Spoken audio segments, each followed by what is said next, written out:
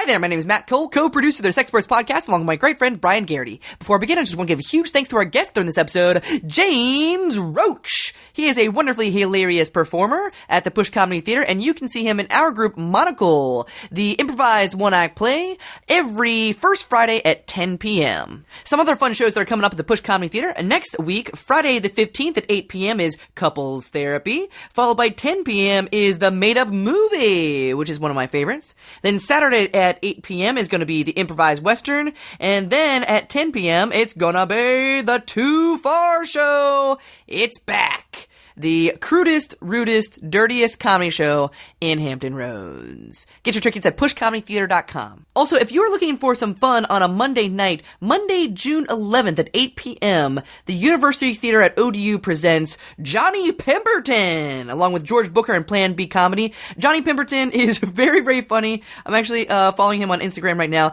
You can see him in Son of Zorn, Ant-Man, 21 Jump Street, Superstore, You're the Worst. This guy is very fucking funny, so check him out. Again, Monday, June 11th, 8 p.m., $10 in advance or $12 at the door. Get your tickets at eventbrite.com. Without further ado, everything you're about to hear is made up on the spot, so please enjoy this next sex episode of The Sexperts!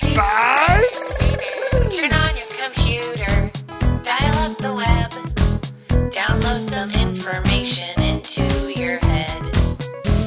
It's Dr. John and Delilah, they're having a great time. It's simply true, we're the Sexperts. And we're recording, and intro music, and hi there, welcome to the Sexperts. I am your host, Dr. John T. Alaniz, CPM. And I'm Delilah. Hey there, Lenny Kravitz impersonator. That's right, and we are your Sexperts, and we're coming to you live today outside of a wheelchair ramp factory. Yep, a lot of handicap access to this factory. That's right, which you would think about. I mean, Baskin Robbins, you go there, they make ice cream, they have a lot of ice cream, they sell ice cream. Wheelchair factory, a lot of wheelchairs, a lot of factory. The sidewalk is one huge ramp. And they're really having a difficult time trying to get all the skaters out of here. It's not for you. There's nothing I hate more than skate punks who take advantage of the disabled. Anyways, but we're not here. We're not here for that. We're here just for... We're not vigilantes after skate punks. No, we are Sexperts, and we're here to talk about sex. Every week we come to you live from a different location, talking about a different aspect of sex, or an ass-sex, I think. Yeah, but a lot of people just think we show up and start talking. We do so much research, background investigations. Absolutely. Field work. Mm-hmm. And that's how, when we come here, we're presenting expertise, not theories, not, Also known as Sexpertise. There you go. Yeah. And our topic today is actually appropriate because there's a lot of wheels, a lot of wheelies, a lot of wheelchairs. The topic of the day today is too fast, too bi-curious. And we're talking about how slow to go and how fast to go. How do you explain this one? Well, we're going to get to that, but just know this. Yeah. Social media makes it all complicated. That's a good way to put it. But actually, I see our guest is strolling up right now. We'll get back to our topic of the day, too fast, too bi-curious. But hi there, welcome. Oh, hello again, Dr. John and Miss Delilah. It's certainly a pleasantry to return to your show. It's me, Richard Fantastic, former host of Dick Fantastic's Magical Subway. Welcome back to the show. It is such a delight. It's been too long. We rarely get a chance because we travel so much to find one of our former fellow Sexperts. I think we can call you a Sexpert now since you're back in the show. Oh yes, once on the show, you earn that badge. But welcome back. What are you up to these days? What have you been up to since we last? Not only do you earn the badge, but depending on what state you live in, you get that vanity plate. Yes. What have you been up to? Well, things have certainly turned around for old Richard Fantastic since my last appearance here. Yes. Do you have a new show? Or? Oh, I have an entire cinematic universe coming out. What? Yes. Who picked you up? What studio? Well, let me tell you a tale. A night not too long after I was on your lovely program, I was watching the Netflix, and there was a little film called Marvel's Ant-Man. Yeah? It's a part of the Marvel Cinematic Universe, or as I like to call it, the Marvelous Cinematic Universe, because everything is just so good. I was really enamored with this film. I think it is the high point of the entire Marvel this cinematic universe. Quite good, quite good. So as soon as I finished watching it, I called up my old contacts at PBS, and I said, I have an idea. Cinematic universes are all the rage now. Why don't we make a children's television cinematic universe? This is brilliant. Yes. I mean, this is what Mr. Rogers wanted to do, but then the old fucker died. Yeah. A lot of the Marvel movies are like pushing it for PG-13. I can't take my kids. Oh, we're actually well, some of our movies have ventured into our territory, but They sell tickets, right? yes, I mean, we want to be artistically true to the vision of these characters. We have the magical subway. We have Thomas the Tank Engine, of course, and as you can tell, there is some friction between the magical subway and Thomas the Tank Engine. Clifford the Big Red Dog is involved. We've got really all the big names, anyone you can imagine. Well, I gotta ask. It's on every Dick Fantastic's Magical Subway fan's mind. Is Chub Chub coming back? Yes. We've cast a lovely South Korean boy, name of Han Soo, and he's joined us as Chub Chub. We actually took him from one of the puppet sweatshops, and he was happy. He was very happy to leave. Let me tell you that. And, So is he manning a puppet this time, or is it like a gritty, like realistic reboot where he's like a person? we've attached a lot of motion capture balls to this boy. And we just fill in the Chub Chub with CG effects. So Hansu's covered in balls. Yes, we cover the lad in balls from head to toe. So how many balls does Hansu have? Well, he's a small South Korean child, so really about 30 balls covered him in toto. That's a lot of. Had he ever had any balls on him before then, Hansu? Just the kind you'd get in your normal day-to-day of working in a sweatshop. Nothing... Yeah, I mean, it's just sweatshop balls. You ever had sweatshop balls, Delilah? No, but put that down for a future topic. Oh, well, let's get to our topic today. And again, it's always a delight to talk to you. I want to hear your perspective on too fast, too bi-curious, because some people slowly come to the realization that they're bi-curious. Speaking of fast, though, yeah. I mean, we can't leave everybody hanging. When's the first episode coming out? Well, we're actually making these as a series of theatrical releases. Oh. So our... Okay, pardon me. Theatrical release. Yes. So our Get it right. Our first film, Yeah. which is just Dick Fantastic's Magical School Bus. We're structuring this very similarly to how the Marvel Universe did. Eventually, we will all team up. But anyways, I was wondering if you were structuring it after an afternoon schedule of PBS. no.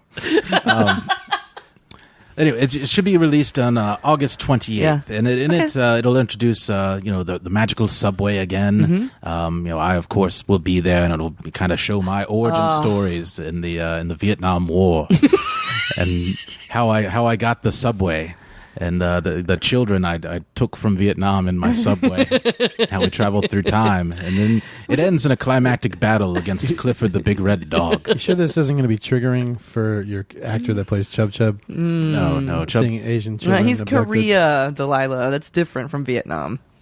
They're both Asian. Oh, God. It may No, be, they are. It may be triggering from Richard here because people don't know. There was always that rumor flying around, and I always parallel you to Mr. Rogers. People were like, "Oh, Mr. Rogers, have you heard this this little myth about like he was actually like a sharpshooter in Vietnam and he killed people?" That was actually That's where you got that smile. That was actually Richard Fantastic. It was not Mr. Rogers. Yes, believe me, Fred Rogers has never killed a man in his life. Okay. While he was a good man, a good, honorable man, he did not have the steel in him to end another man's life from 600 yards away with a high-powered rifle bullet. That is some poetry right there. But you did. I did. And you put a hit television show on the air. So, better man? I think so. And he's still alive. Yeah, you're still alive. You got a lot on Mr. Rogers. I really do. So what's next? The first movie is setting up kind of the world, the universe, the main characters to which you are a part of. What are kind of the ancillary characters? Who's coming up next? Who are you guys introducing? Well, we're going to do a at the end of we're going to have some after credit scenes where we're kind of getting the team together. We've got the lovely Samuel Jackson will be showing up at the end of Spoilers, by the way. He will be showing up at the end and inviting me to join the Sesame Street Initiative. And we're going to leave it at that. It'll be a kind of a mystery about whether I do or not. But we're going to have all the big ones. We're going to do we're going to have Bonnie is going to get a standalone film where he's Did you just say Bonnie? Bonnie, yes. Where he's just thrashing about Seattle, causing destruction. But Barney the dinosaur. Yes. Not Barney the Sexperts guest. No, the You said hot it air very balloonist. similarly to the way he pronounced his name. Bonnie. No, I'm afraid I do not listen to your program. You and everyone else, sister. So Barney is having like a gritty reboot where he's like a Godzilla type, but he's like, is he a villain or is he? He's misunderstood. Anti-hero, He's probably mostly misunderstood. Misunderstood. Yes.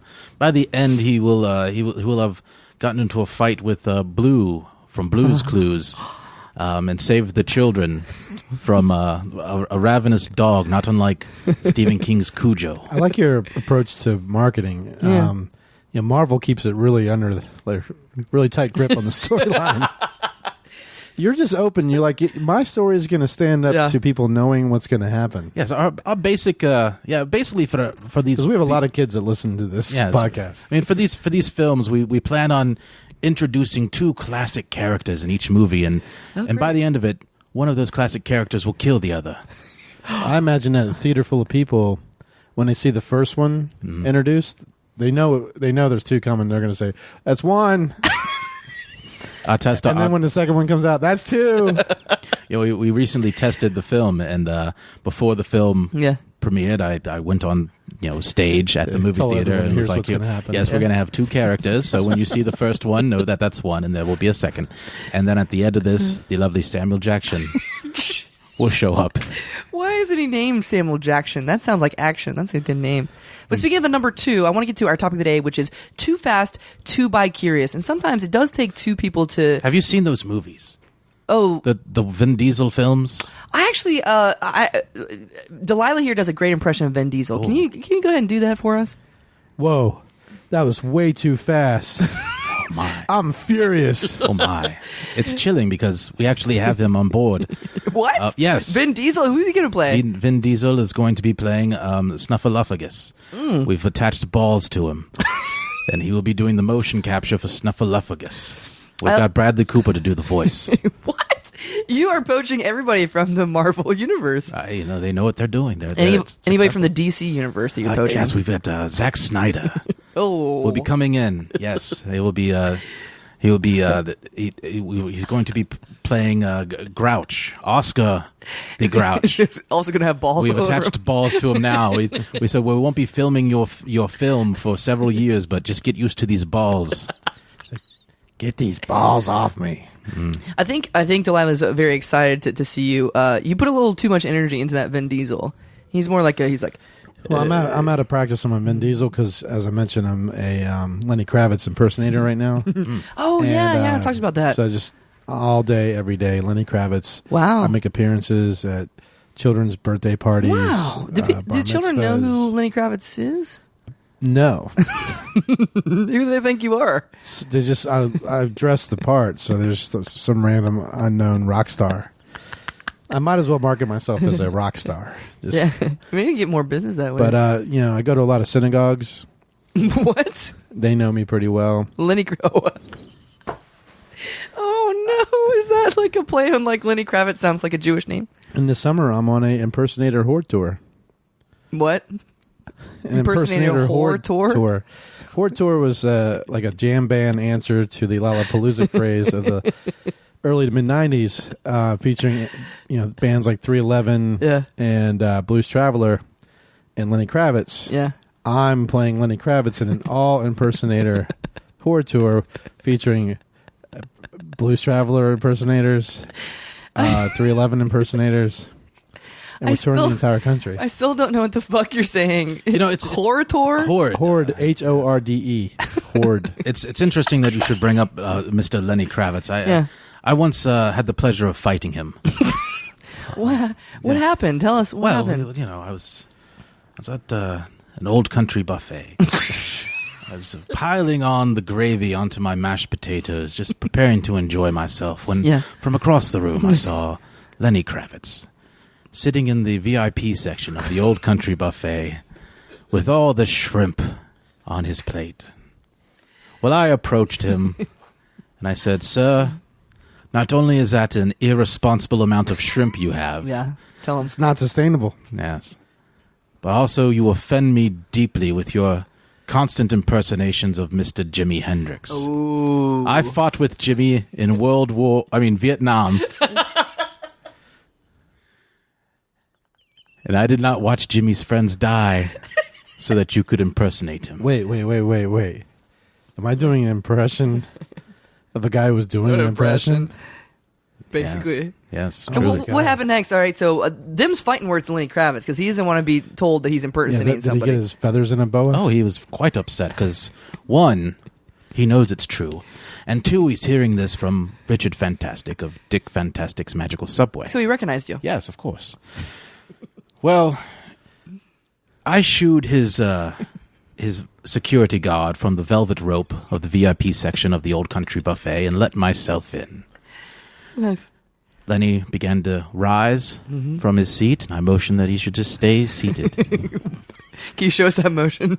Just waved my hand down like you're patting in like Yes. Clifford the Big Red Dog. Yes. So he remained seated, Yeah. at which point I proceeded to pummel him around the head. Around the head? Yes. Are you a lot? You're a lot taller than Lenny Kravitz. I just noticed. Well, you know. Especially a seated Lenny Kravitz. Yes. I pummeled him in submission, and then I took his shrimp. And if you recall, you haven't heard much from Mr. Kravitz lately.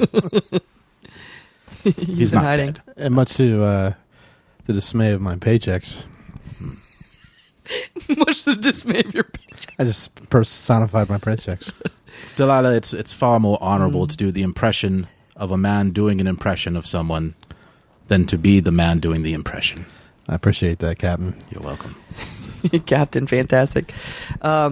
So what else? Now, I do want to ask. So Marvel has huge. So there's probably a parallel here, and I just want to check in with you.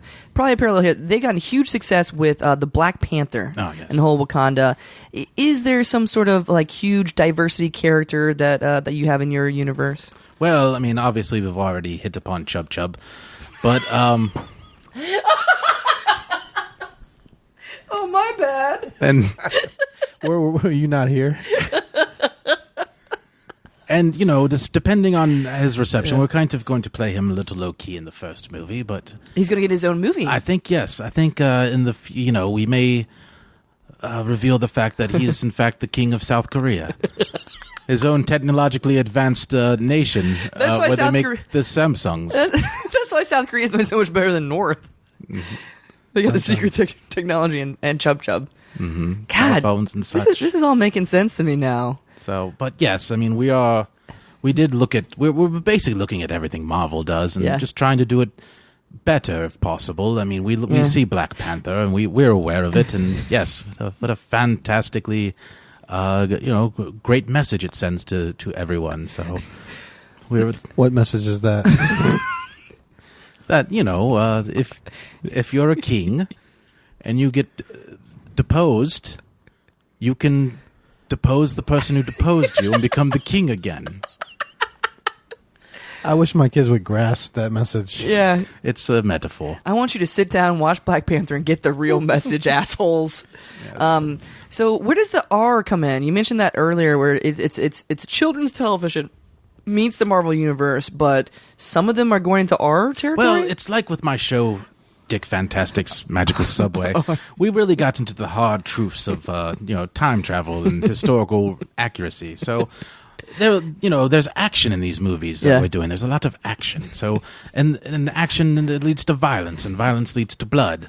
So for instance, at the end of this first movie, when I'm fighting Clifford the Big Red Dog. Now, obviously, he's a gigantic dog, just a behemoth of a beast. Yeah. So my quick thinking is to get into my magical subway, which, as you know, can travel through time and space. Yeah. And teleport it into the dog's stomach.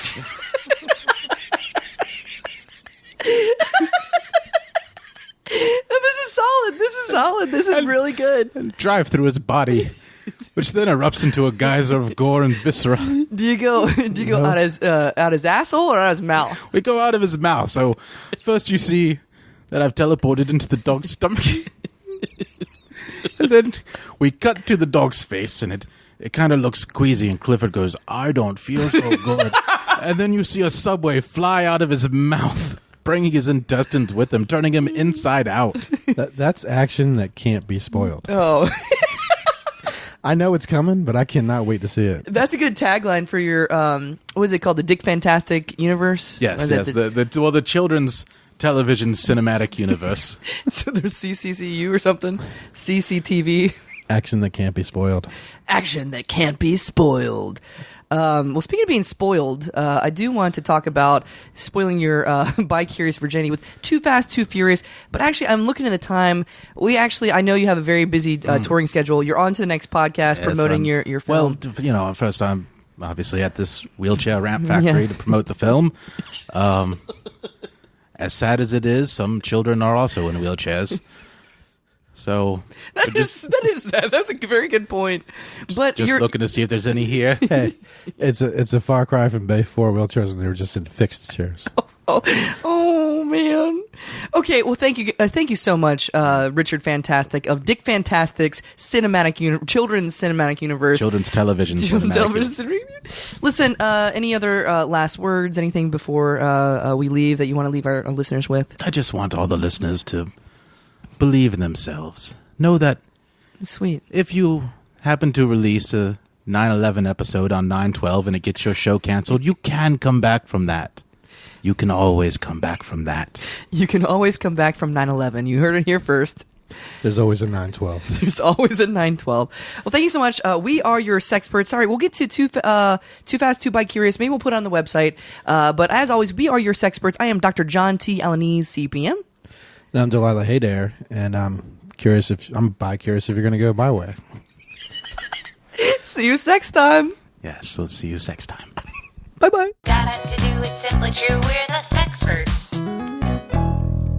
That's our show. If you like what you heard and you think it was worth $1, join the official Sexperts fan club at patreon.com/Sexperts podcast. A special thanks to the Push Comedy Theater and all of our supporters. Bye-bye.